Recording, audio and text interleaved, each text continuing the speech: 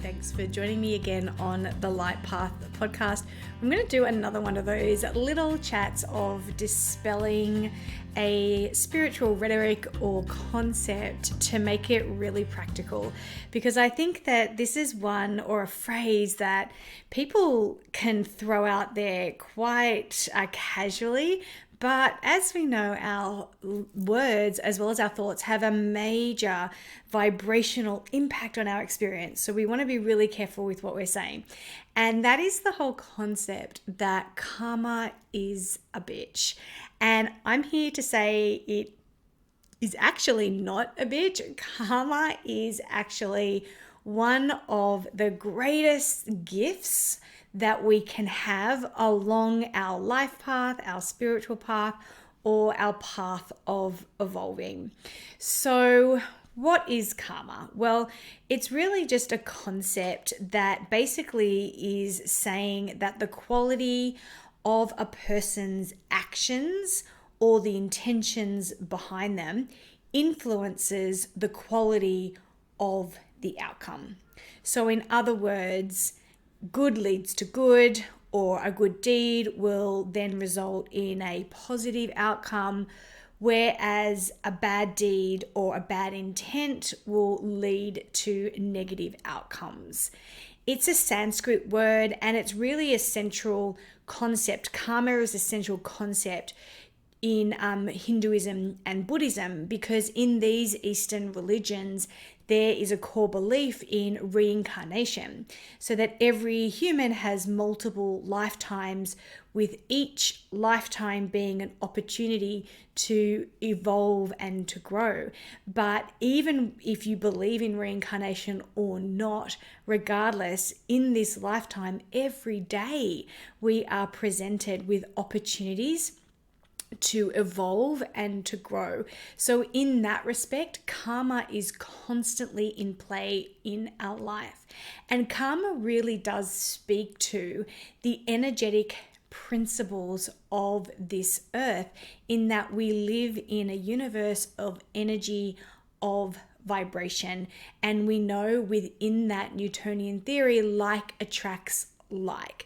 So that is basically karma saying, well, when I am really pushing myself to align with the intention and with the energy of love, of joy, of gratitude, of expansion and magnetism, then that essentially is what I'm going to be drawing back into my experience. And the quantum view of the world, or the quantum view of energetics in our human experience, goes deeper than that, and knows that actually energy is started with our thoughts and really is propelled dramatically through the emotions we experience as a result of our thoughts, which will then inform the choices that we make. And so you can see here, if karma is a bitch, then what that's really saying is that we are not enjoying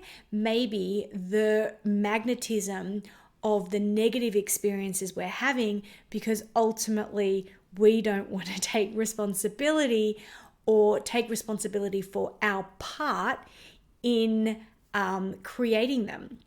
Now, are there examples and moments in all our lives where we are going to experience negativity and it isn't necessarily anything to do with what we were putting out there? Like, it's not a balancing act, for sure, because whilst the universe is extremely predictable in many ways, it can also be completely random, because we are all these billions of spirits having this human experience, constantly pushing and pulling and tussling with everything that we're going through. And so sometimes someone's maybe negativity may be directed towards you where you were not calling that in, and it's just how the cookie crumbles sometimes.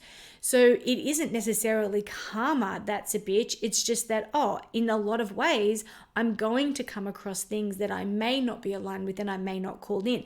But that doesn't give us the excuse to completely just wash our hands of the responsibility of it. Because whatever is landing on our path, I kind of feel like sometimes in the pseudo-spiritual world, we look at all the good things that come in our path and we say like, yes, I aligned with that. I manifested that. I created that. And then all the bad stuff, we're like, oh, that's nothing to do with me. Like I didn't create that because I'm on this good path. And so it can kind of give us the opportunity to maybe not take ownership of the origin story of the mishap or the unfortunate circumstance, but understand that regardless, it is on our path and it is actually our karma to do something with it, to transmute that, to transform that negativity into positivity, to transform that hate into love, that sorrow into joy, that rejection into magnetism. So that's when we come to this concept of karmic lessons and cycles. So karmic lessons are the themes or the situations that we really need to draw into our lives so that we can learn and grow. And we learn and grow from our karmic lessons because we may have mishandled them or we didn't learn what we needed to learn the last time that karmic lesson or cycle was presented to us. Nobody, not one single person comes to this earth to have a really easy ride. And it is because of many factors. But those of us that are really committed to self-inquiry and empowerment through the self, as in the connection and the relationship and the knowledge that we have of ourselves. If we are really committed to that, then we are going to actually not only actively look for karmic lessons and cycles, but be really proactive in trying to understand what it is they're presenting for us and what opportunities are here for us to grow and evolve. And the big thing about karmic lessons and cycles, because we are all one, like we are all connected, whether we like it or not, because we're all from the same essence, we're all from the same source, we're all vibrating as one. Think of the analogy of the wave. The wave isn't separate from the ocean. So each of us are waves, kind of at the crest, at the peak and the trough, crashing in or rolling in all the different phases and stages of our path, of our experience. But we're never separate from the ocean, from the one energy that unites us all, from that which we all came. So when it comes to karmic lessons, they'll often present in relationships, and they'll often present in repetitious patterns and scenarios. And these karmic lessons or cycles will absolutely, maybe this is where we feel it's a bit of a bitch, but will actually keep reoccurring in our lives until we have learnt from them, until we actually have grown from them, until we have chosen to change and to shift our ways, our perceptions, and our approaches or our choices to life. It's not a bitch that it keeps coming up. It's just, a shame that I didn't maybe apply the lessons from last time, or I needed to go through that again in order to really, really get it. And so while each karmic lesson is super unique to each of us, some common themes will be around, how we relate to ourselves and to others, how we love, how we wish to be loved, how we express our self-worth, and how we can easily adapt with and flow with change. So this goes right back to those pathway courses that are available on the Light Path Collective around change and around values.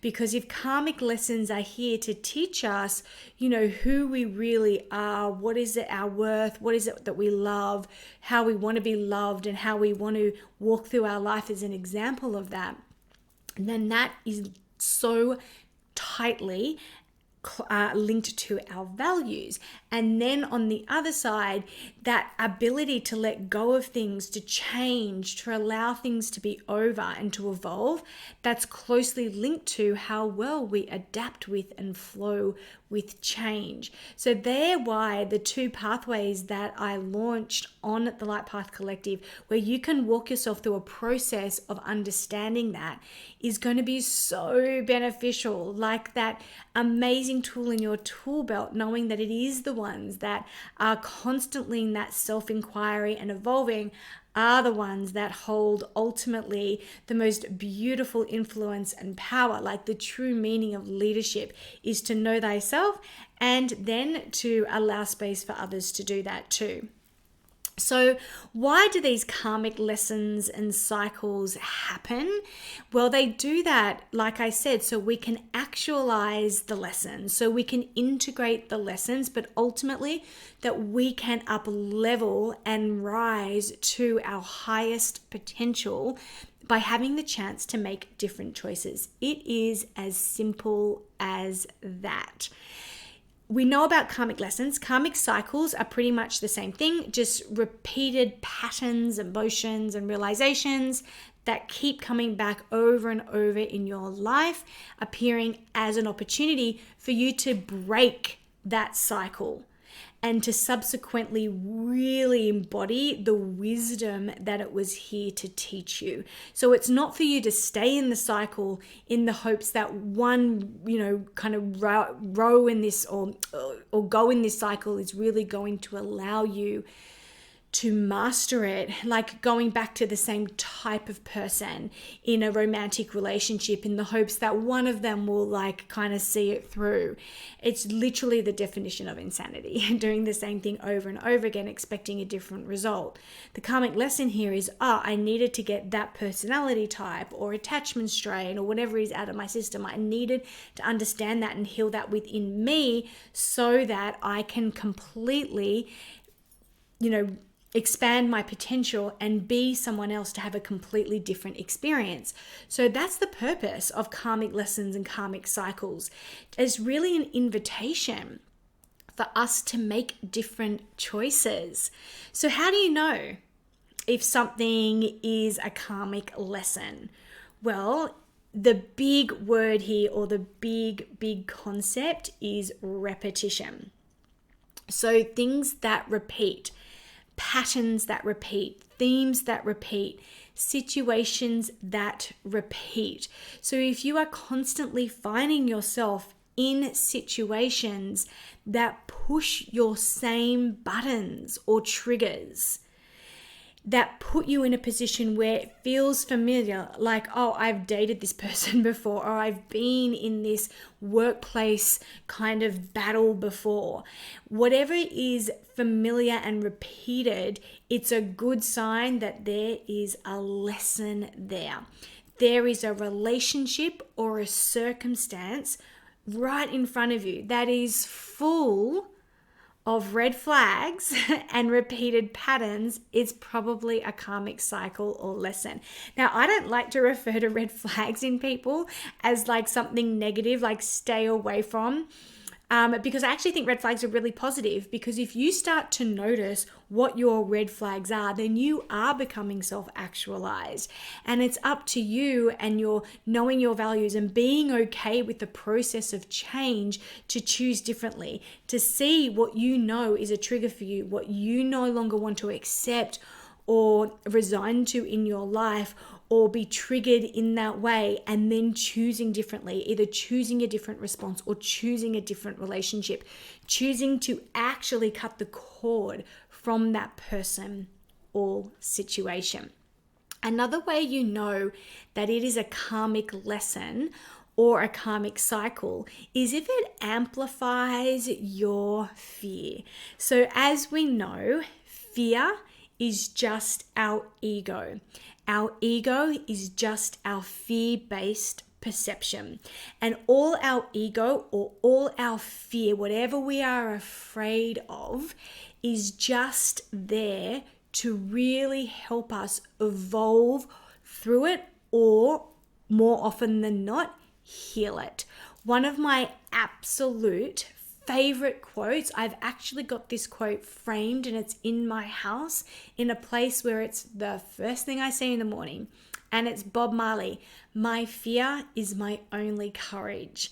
So anything that I fear, I know that there is my portal for healing. There is my portal for evolving.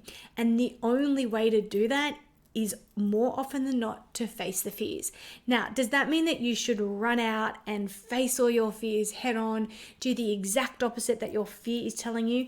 No, that is not at all what I'm saying.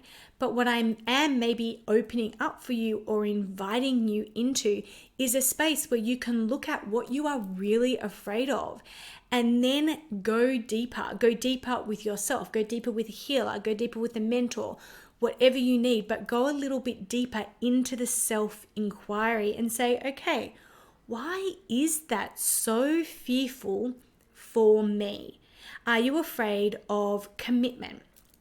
Are you afraid of being alone? Are you really petrified of loneliness? Are you afraid of speaking up, speaking your truth and expressing yourself?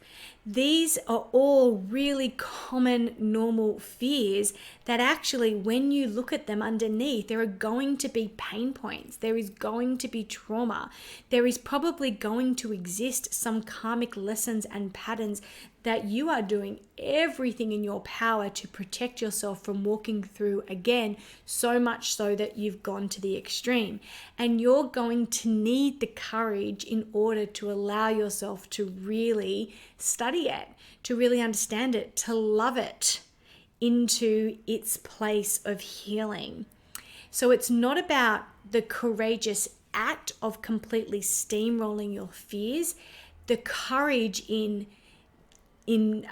this piece, in the whole line of my fear is my only courage, is that we know whatever we fear is the portal to our amplification, our expansion, our ascending, our ultimately fine-tuning our vibrational set point and magnetism. So then how do you graduate from karmic lessons? How do you overcome them? Well, like I said before, I believe it comes down to two key things. It's knowing who you are and being okay with the process of changing. So coming back to our values, to know them, to know yourself, to be in your authenticity and align with that in your choices and in your behavior. Basically, it's walking your talk, not other people's talk, not other people's conditioning or cultural standards. It's really sitting with yourself and knowing your values so well that you actually even know what they mean to you, which is what the values course teaches you to do. And then being able, courageous enough to walk them. You're not just facing your fears, you're understanding them. Like, are you someone that could fully sit back and go, yep, I'm a person that actively and passionately embraces change? I would have a guess and say that you're probably not. I'm definitely not. This is why I wrote this change pathway, because I've had to teach myself a process on how to move through change that I choose, change that is unexpected, change that is imposed upon me. By really moving through that change in a proactive and passionate way, then it will really help us get out of the stuckness that karmic lessons and cycles may feel like we are in, because we're not afraid of the change and we're knowing how to navigate it. Another way to graduate from karmic lessons and cycles is self-love. Deep compassion, deep understanding, and being a person that has taught yourself, if you don't already know how to do this, to hold a lot of space for yourself, to be able to sit back and say, do you know what? I'm going to give myself the space and grace to work through things. Sometimes that is 10 minutes. Sometimes that is 10 years. It doesn't matter. But knowing yourself and having compassion for yourself will give you that confidence to navigate it at your rate and space with a whole lot of love. Your intuition is going to be your biggest friend here. Strengthen it, learn about it, use it so that you can intuitively guide and direct yourself through the process of karmic lessons and patterns. And lastly, shadow work. I cannot stress this enough. Do shadow work. Do it with me. Do it with Alana. But do shadow work. Dive deep and see what is lurking beneath the surface of that fear or of that karmic lesson and pattern. Where is it in you, in your energy, in your perception, in your mind, in your thoughts, in your psyche, in your body? Where is it that needs the love and the healing so that you don't have to repeat the karmic lessons and cycles, that you can in fact evolve from them, because that is their purpose. Remember that they are here. These karmic lessons and cycles are definitely not a bitch.